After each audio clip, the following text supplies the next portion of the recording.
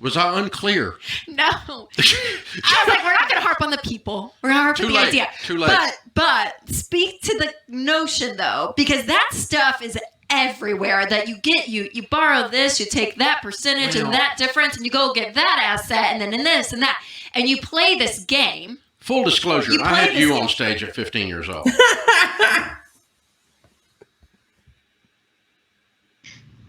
Okay, real quick, we gotta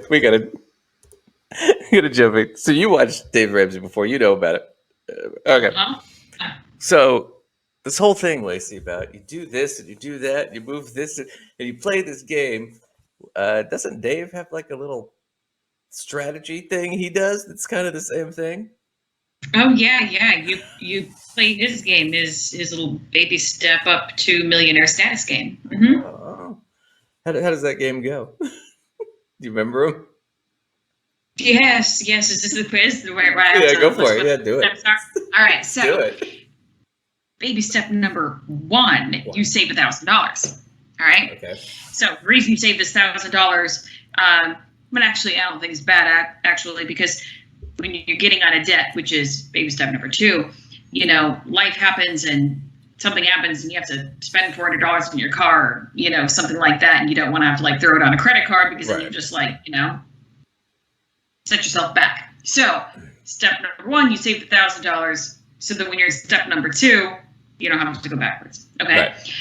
Step number two, you pay off all your debt except the house.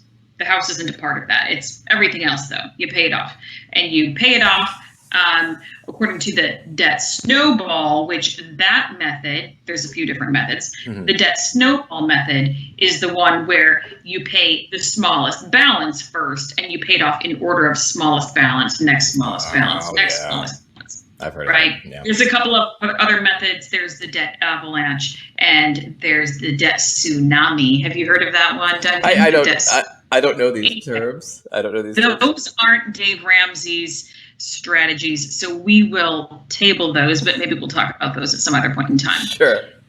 They're all fine, but they're different strategies. So he does the debt snowball. You do your debt snowball until everything is gone, except the house. And then you move on to baby step number 3. Mm-hmm. In baby step number 3, you save your emergency savings, your fully funded emergency savings, which according to him, everyone disagrees about what number this should be. Yeah. But according to him, this is 3 to 6 months of your living expenses. That's pretty typical, yeah. Well, if you're on Team Susie Orman, it's higher. Different experts, different amounts, but yeah, somewhere in there. Then, let's see, that was baby step number 3. Baby step number 4. Okay. I'm still trying to figure out how you become a millionaire. After you have fully funded your emergency savings, then you invest 15% in your retirement. Okay. Before that, you were not to be investing anything into retirement. You're investing nothing before that. So you don't get to invest during that. Even if you get the free employer match, they talk about this all the time. Even if you get the free match of 4% or whatever your employer match is, it's pretty common in people's 401ks. Yeah. It was 4% is when I worked in an industry that did that. 4% was kind of the normal, but it ranges. Yeah. You are not to be doing that, even though it's literally kissing free money goodbye, because you are to put all of your focus into paying off the debt and building the emergency savings. Because apparently, according to them, the American people cannot do more than one thing at a time. We can only focus on doing one thing at a time. So we are only to do that step, even though we're leaving free money at the table. And it's maybe 4% of our income is we're sticking over there so we can get the free money. Well, and you're losing all the time for the growth. You're losing time for the growth for sure.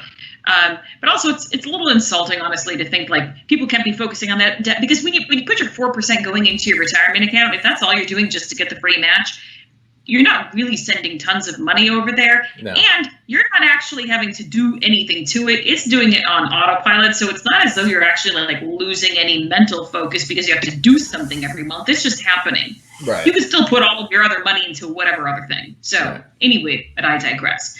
Baby step number 5 is you are addressing your kids' college fund. So if you have kids. So 529s. stuff like right, that. Right, 29s or whatever, you're right. taking advantage of for that.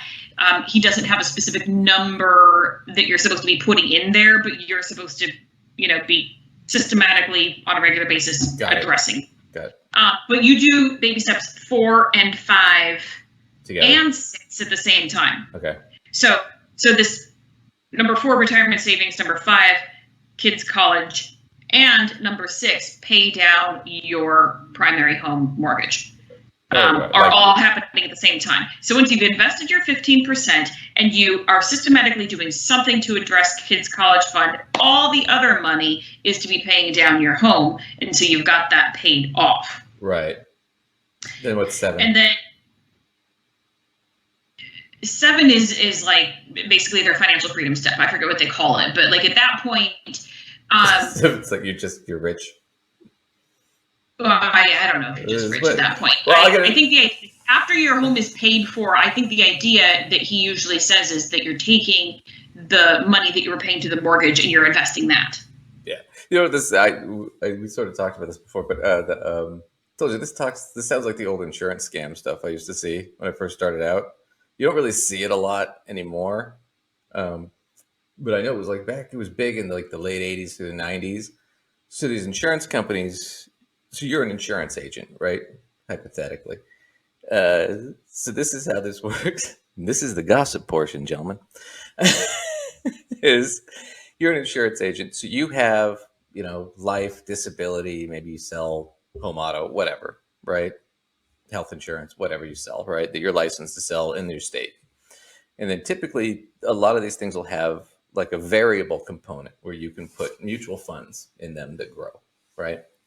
So you have usually what's called a Series 6 license, which allows you to sell mutual funds. That's pretty much all it allows you to do. Okay.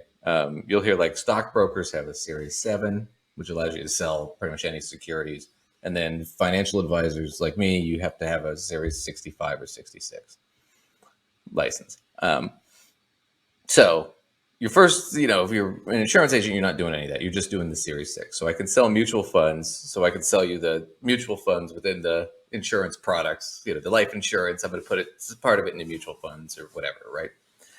So what you do is you teach these guys, well, they're not financial advisors. They're not really trained for it. But what you teach them is, here's a 4, 5, or 6 or 7-step financial plan that you can sell to potential clients. So you'd sit down with the client as the insurance agent. And you'd be like, look, the thing to do is, you got some savings and whatever. What you need to do is get rid of your debts first. Don't worry about savings. Let's just get rid of all your debts. Take all your savings and pay off your debts and do all that. Right? I don't know if Dave does that. Does he tell people?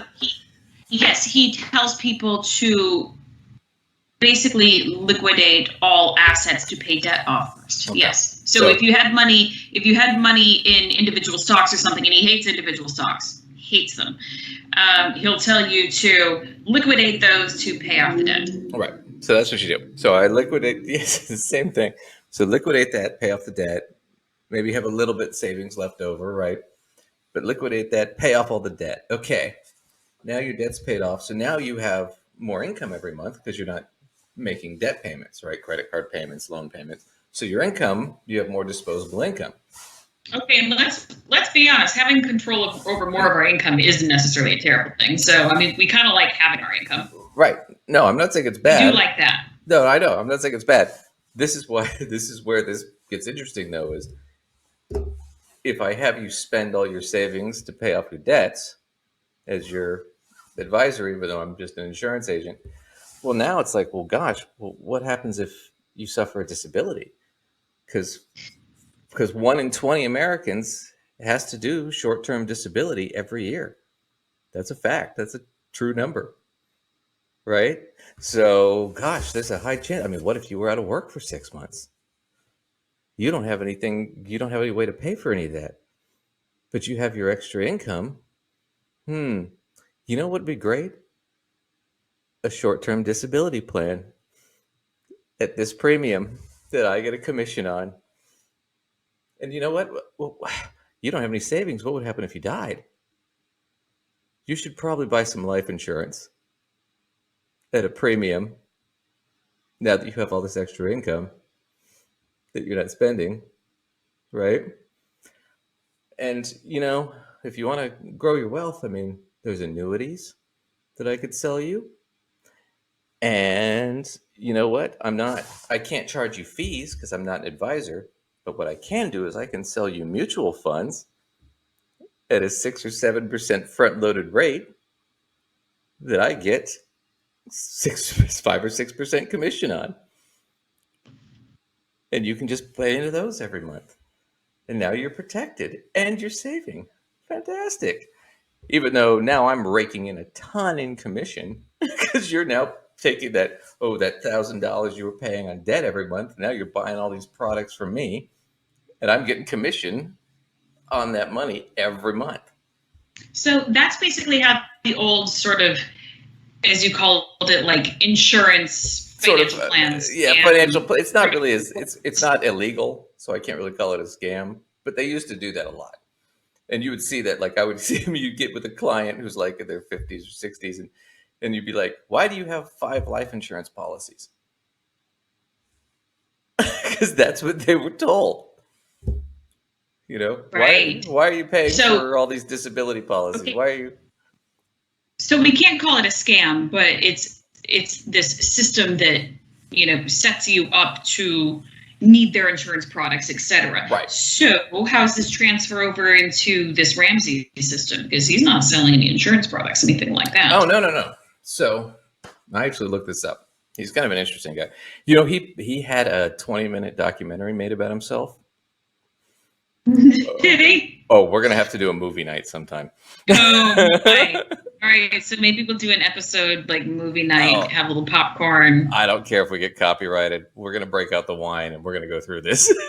I will definitely drink wine if we're doing a movie night episode. I will be drinking wine. Oh yeah, this is where this gets funny. So he leaves a lot out though. So he essentially what happened was when he first started his radio show, he got it with a guy named Matlock. And Matlock worked for a company called Prime America Insurance. And Prime America, that's what they did. And so their first radio show, basically Dave took whatever their plan. I can't say for sure. I don't want to defame the guy. But no, I think what happened is he kind of took what they had, repackaged it. And that's how he sells his books and his apps and his classes. And that's how he makes all of his money. There is a second portion to how he makes his money that we're going to get back to in this video. But I wanted to get into that point about, do you see where the strategy it kind of breaks down when you're this dogmatic. So you have one guy thinks he understands it and he's got his own little dogmatic view about how to invest. And then you've got another guy who has his own dogmatic view criticizing him and he keeps getting stuck. Right. And the other thing I wanted to do was, we'll go back. I want to go back for 1 second so you can see this.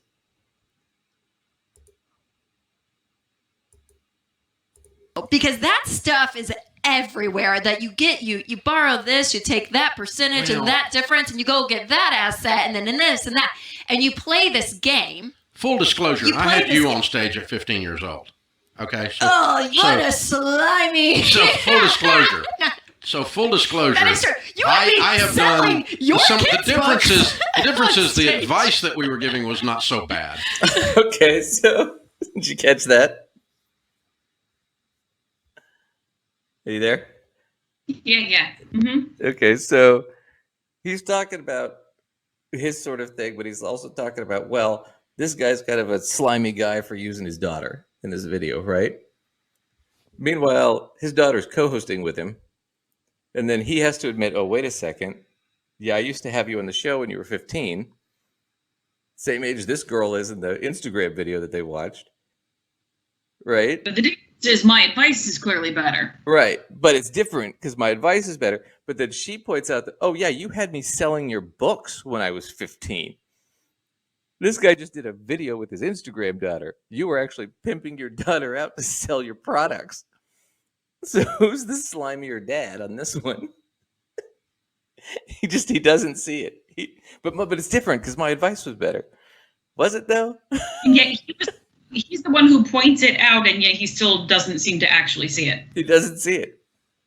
This why this video is so amazing. We got to watch the rest of this because this is so amazing. And we were not as slimy or condescending. We weren't as slimy as condescending. Okay, sorry. I had to catch that. Advice that we were giving was not so bad. And we were not as slimy or condescending, I don't think. Oh my God. It's called arbitrage. Okay, which is... If you watch or listen to any of his stuff for any amount of time, you will see that he is condescending to people on the regular. Well, if he did it here, we weren't as slimy as condescending. You insulted a 15-year-old girl like 30 seconds earlier. All right, let's keep going. Right. And now you're arbitrage. It's called arbitrage. Explain what arbitrage is, Dave. He just says it a lot. Stupid. Oh my God. Oh.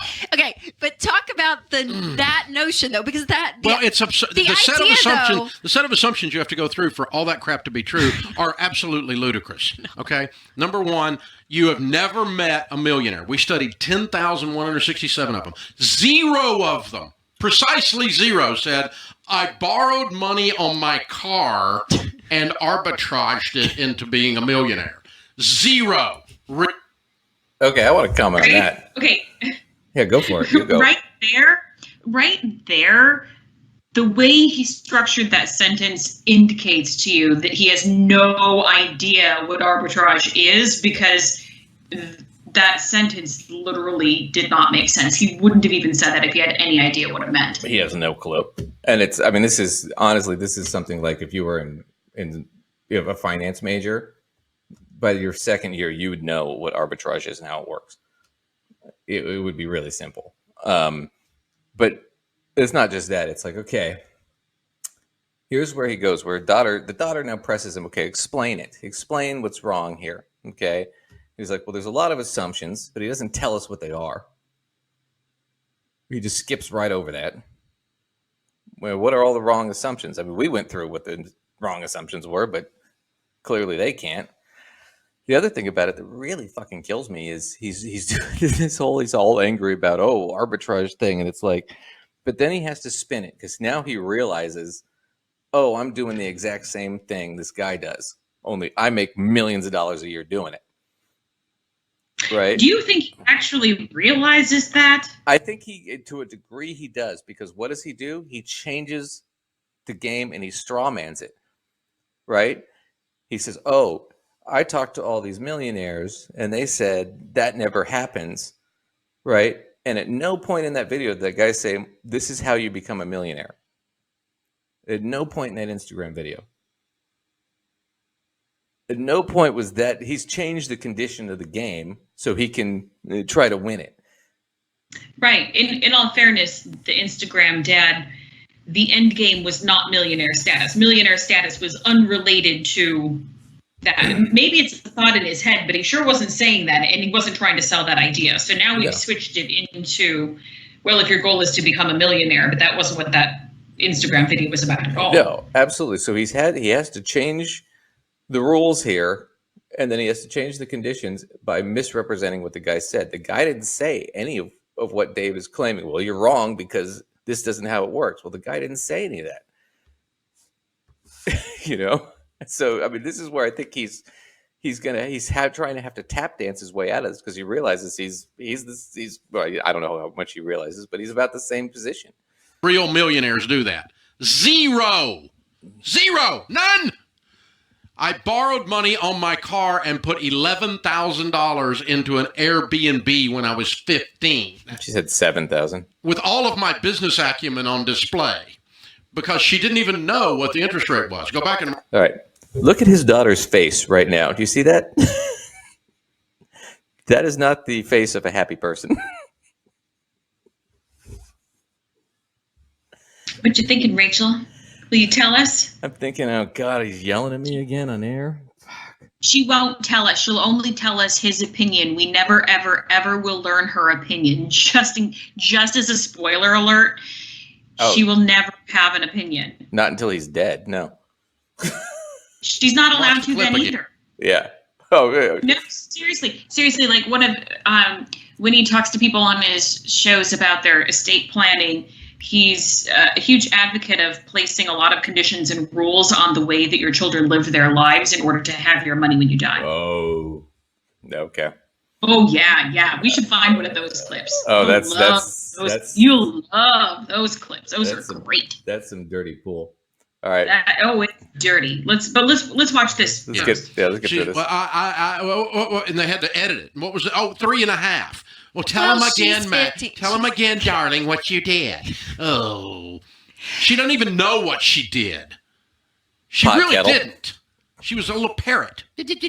So number one. But Did you see it? It's so pot kettle right now. But the irony, he doesn't know what she did either. And neither does his daughter. I'm surprised that she doesn't know, because the only thing she knows is the literal 7 steps, which I so wonderfully described for you, that are in his system and his books. They all memorized it. Yeah. I used to play a little game. I'm going to throw myself under the bus here, just because I thought it was fun. I would listen to the podcast and I would pause after one of their callers would call in, and then I would give the advice that they were about to give, and then listen to them give it, because it's so completely canned. Oh yeah, it's all cookie cutter. Total cookie cutter business. Yeah, it's all con artist shit. All right. The whole concept of I'm going to borrow money from assets. Listen, you doober. Cars go down in value. Yes, you can call them an asset if you want, but they're not much of an asset. And if you leverage your car to get rich, you might never get there. This is because mathematically that's true, but also the spirit behind it. I want to make 2 points here. Leveraging a car to get rich, that's exactly what car dealerships do. You leverage the money so you can buy the cars and sell them. Right? Or you leverage the money to get the contract to buy cars and sell them. If you're a used car lot, you do that. Do you know there's a whole market for car collectors for classic cars? Oh, absolutely. So yes, you can get rich selling classic cars, flipping classic cars. People do it all the time. There are websites for it. So the fact that he said, well, you can't do that, it's stupid. And it's like, it depends on the circumstance, man. I mean, maybe not everybody, maybe not your average person, but there certainly are people who can do that. Well, I couldn't do it. I wouldn't know how to value a car or fix it up or do any of that. So no.